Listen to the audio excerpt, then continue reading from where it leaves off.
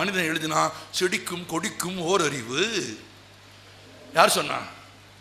மனுஷன்.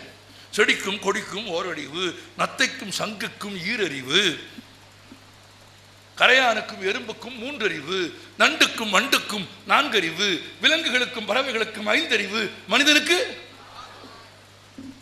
6 அறிவு இருப்பதாக மனிதன் மட்டும்தான் சொல்லிக் கொண்டே இருக்கிறான். ஒரு நாயும் அதை ஒப்புக்கொள்ளவில்லை.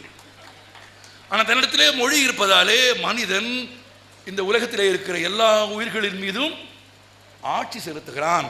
தனக்கான அறிவை எதிலே இருந்து மனிதன் பெறுகிறான்? மொழி. அந்த மொழியை காக்க வேண்டுமா இல்லையா? உங்கள் அறிவின் ஆயுதம் எது? மொழி. என்னிடத்துல நீ என் மொழியை படிக்காதே, வேறு மொழியை நீ படிக்க வேண்டும் என்று சொன்னால் நான் என்ன சொல்வேன்? 3500 ஆண்டுகள் பழமையான என் மொழியை